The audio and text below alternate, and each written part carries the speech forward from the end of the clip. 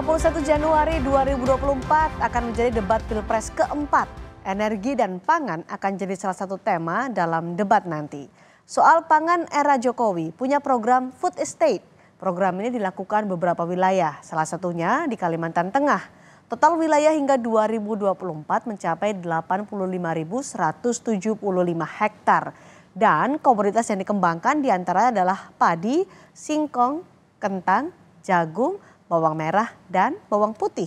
Sementara soal energi, untuk mempercepat transisi energi, pemerintah melakukan penambahan melalui energi baru dan terbarukan.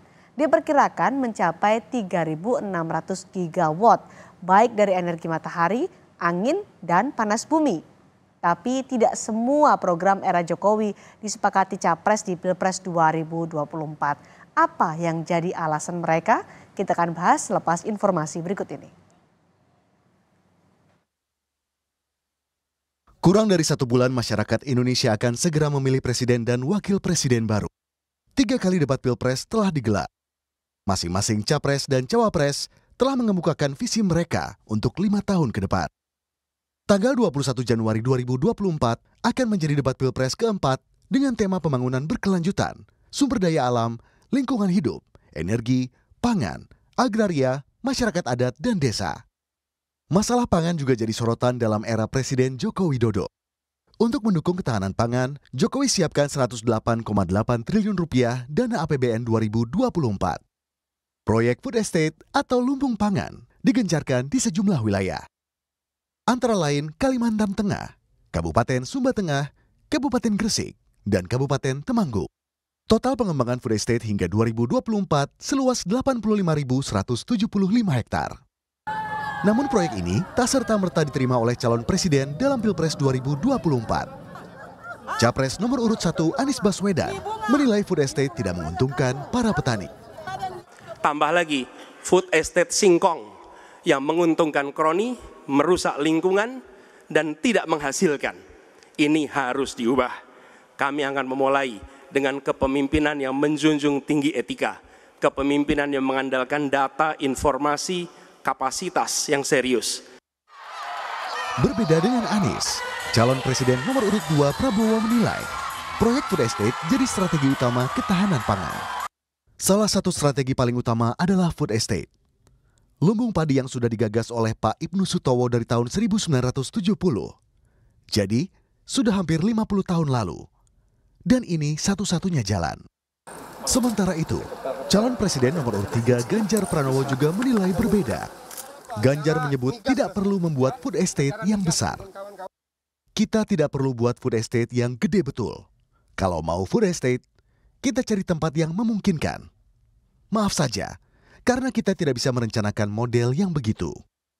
Persoalan energi juga menjadi tema debat keempat. Dalam era Jokowi, Indonesia berkomitmen mempercepat transisi energi melalui penambahan energi baru dan terbarukan.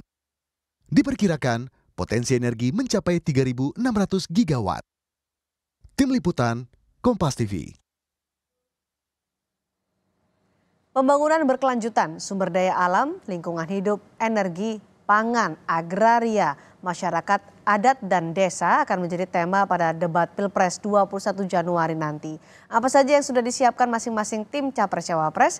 Kita akan berbincang dengan tim pemenangan Amin Anies Muhaimin, Maman Imanul Haq, ada juru bicara TKN Billy Mambrasar, dan juru bicara TPN Ganjar Mahfud Michael Sianipar. Selamat malam semuanya.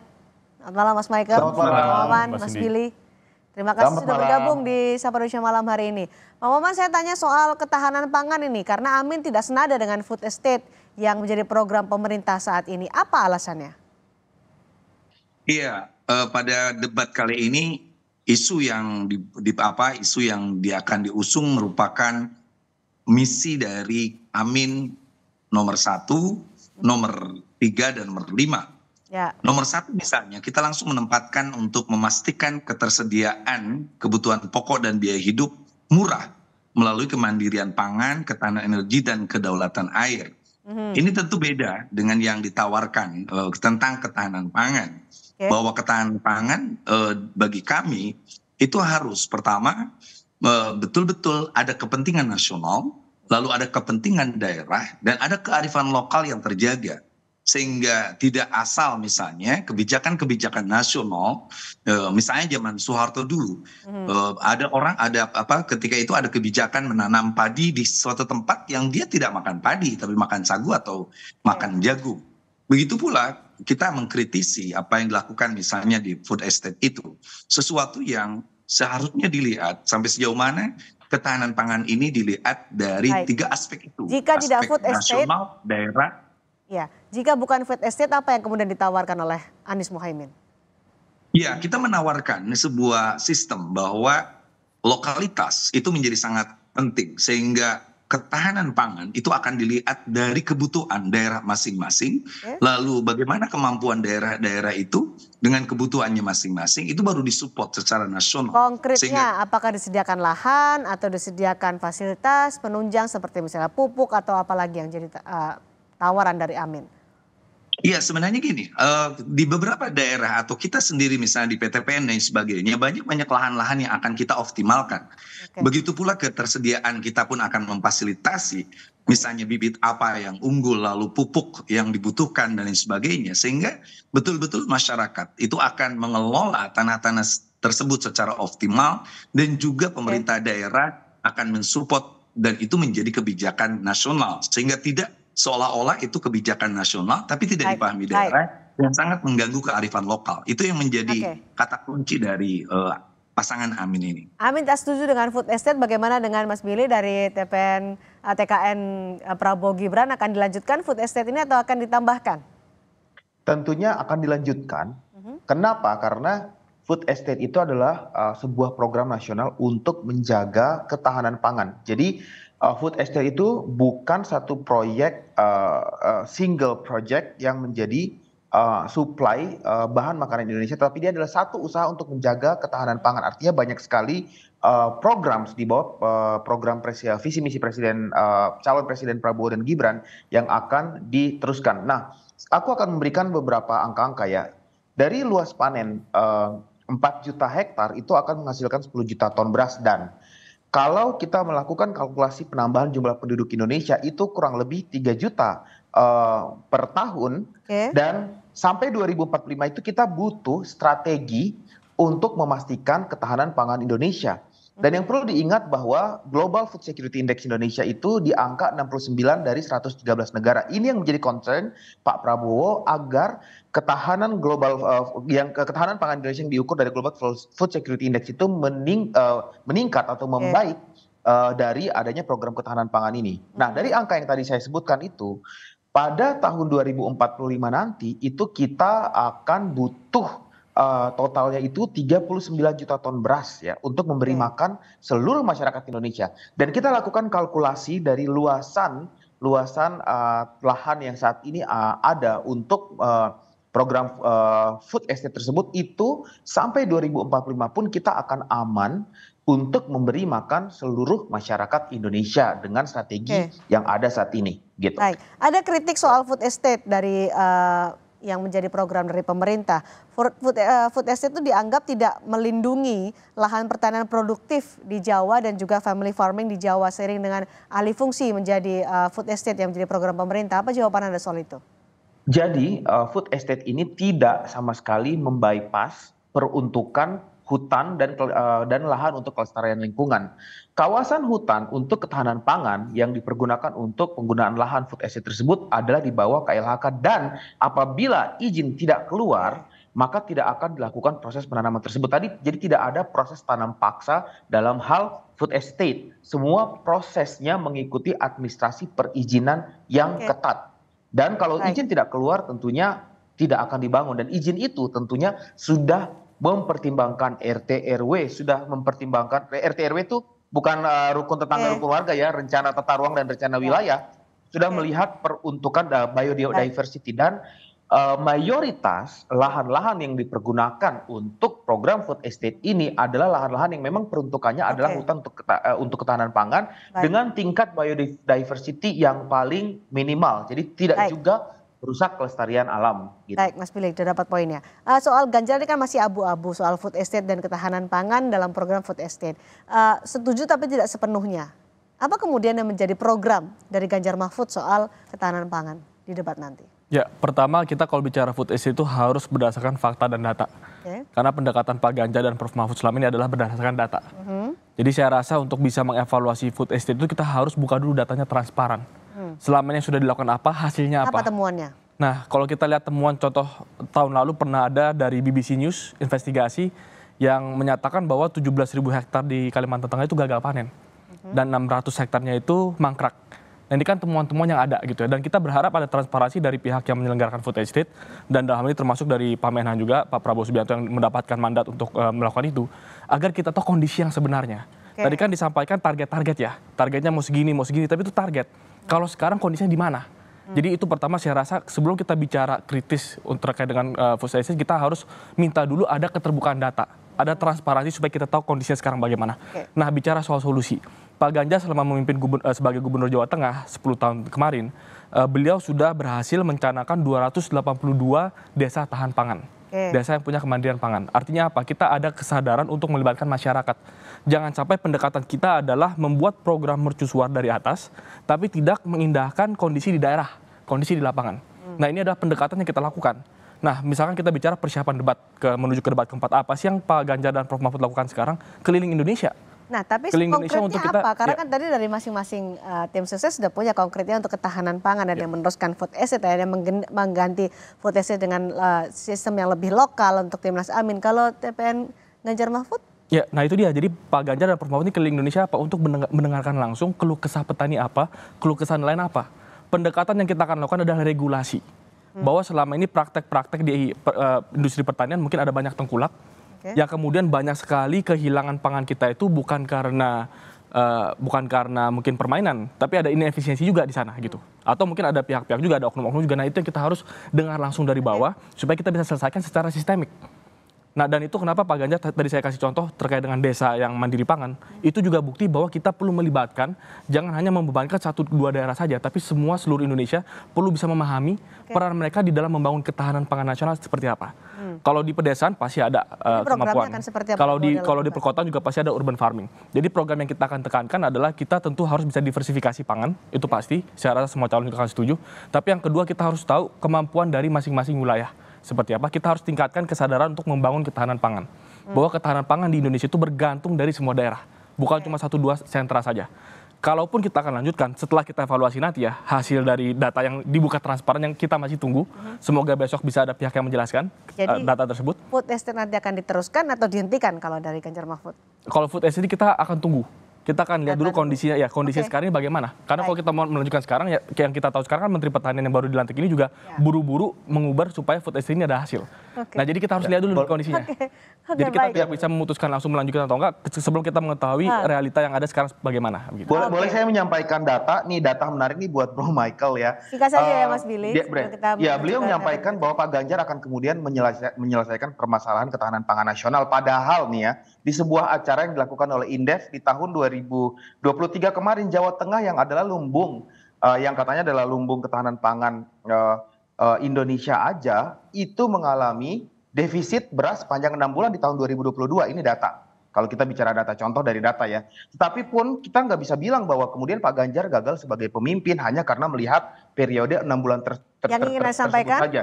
Iya begitu. Nah, untuk data ya pertama adalah, jadi kalau bicara data tadi data tersebut argumen saya sebagai pembuka. Tetapi untuk dari sisi food estate sendiri yang secara nasional itu butuh proses dari mulai pembukaan lahan, penyiapan, pengkondisian lahan, penanaman hingga sampai panen, itu prosesnya lama, bukan setahun, bukan 2 tahun, lebih dari 3 tahun.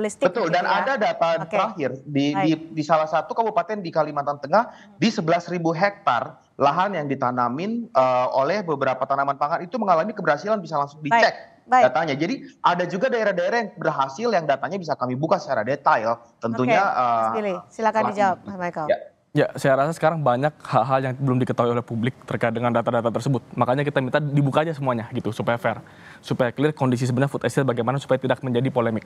Nah, mungkin menanggapi kondisi di Jawa Tengah, saya rasa kita juga punya data-data yang menunjukkan produksi beras juga di Jawa Tengah cukup signifikan. Tapi ada satu permasalahan yang cukup sistemik di seluruh Indonesia, itu masalah pupuk. Dan sebelumnya pernah diangkat. Bahkan di debat pertama yang tidak membahas soal isu ini juga sepertinya akan ramai nih soal pupuk nanti ya debat. Nah, ini yang sejujurnya kami akan nantikan supaya ada perdebatan karena ini konkret. Oke. Karena setiap kali kami keliling ketemu sama petani, ada permasalahan pupuk yang harus kita selesaikan. Nah, kita akan bicara lagi tidak hanya ketahanan pangan. Tahan dulu Mas Billy. Sebenarnya saya ingin melakukan klarifikasi juga bahwa program selama ini tolong dibukakan data berapa banyak anggaran yang telah keluar ke Kementerian Pertahanan untuk program ketahanan pangan ini, karena areanya adalah di bawah Kementerian Pertanian. Baik, Mas Billy. Jadi anggarannya lari ke Kementerian Pertanian, bisa dicek. Ini nanti akan menjadi bahan dalam perdebatan di Cawapres pada 21 Januari nanti. Kita soal bicara ketahanan energi. Ini juga menjadi topik di debat 21 Januari nanti. Apa yang akan dibawa oleh Ganjar Mahfud soal ketahanan energi? Dalam visi misi kami punya komitmen untuk memastikan kita mengikuti apa yang sudah disepakati di kesepakatan Paris dan juga kemarin di Kairo. Jadi ada banyak hal yang kita harus sesuaikan. Ada phasing out dari industri-industri yang mengeluarkan banyak sekali emisi karbon, termasuk pembangkit listrik yang menggunakan fossil fuel. Jadi kita harus mengembalikan arah bahwa ya kita harus ke industri masa depan. Kita harus ke sumber energi masa depan. Energi baru, energi terbarukan. Jadi itu adalah pendekatan yang kita akan lakukan. Konkretnya? Nah, konkretnya adalah kita harus bikin regulasi. Nah, ini kenapa keuntungan dan mungkin keunggulan ya yang akan kita lihat nanti di debat keempat adalah pendekatan Prof. Mahfud adalah bicara regulasi. Beliau mungkin bukan seorang ahli energi, mungkin bukan seorang ahli pangan. Tapi kacamata kita melihat semua permasalahan di Indonesia ini adalah regulasi yang kuat, regulasi yang jelas. Sistem insentif, disinsentif apa yang harus kita berikan kepada swasta, kepada masyarakat, kepada publik untuk bisa mengikuti sehingga target-target kita tercapai. Jadi payung hukumnya. Jadi kita bicara energi terbarukan ini harus ada transisi yang diperkuat dengan regulasi yang tepat. Oke, payung hukum dulu yang menjadi bahasan. Nanti implementasinya nanti begitu berarti ya, menyusul dari regulasi. Pak Maman, jadi apa yang menjadi program Amin soal ketahanan energi? Ya, tentu kita ingin melaksanakan atau mengoptimalkan program Indonesia menuju energi baru terbarukan melalui diversifikasi tentang energi termasuk bioenergi, panas bumi, air terjun, lalu juga angin, hidrogen, dan tenaga surya. Tapi dengan dukungan, saya setuju tadi dari Ganjar, dukungan regulasi pemerintah yang kuat dan dukungan dari sisi pembiayaan serta pemetaan potensi. Sehingga kita pun ingin memaksimalkan apa yang disebut dengan transfer teknologi.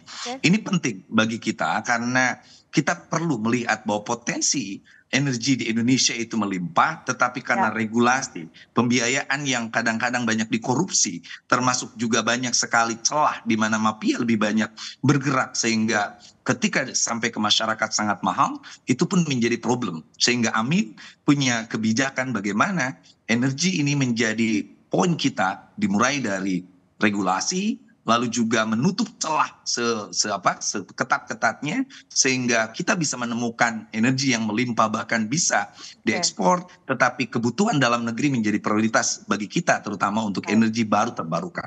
Oke, soal program energi baru terbarukan dari pemerintah, bagaimana Timnas Amin? Kita singkat saja sebelum saya ke Mas Billy, Pak Maman. Iya, kita melihat bahwa sungguhnya beberapa program memang harus terus bisa kita lanjutkan. Tetapi beberapa kekurangan karena perubahan itu bukan hanya sekedar melanjutkan, tetapi ada yang lebih penting, sesuatu yang tidak sinkron, sesuatu yang tidak penting, sesuatu yang banyak dikorups dan lain sebagainya, itu harus dihentikan.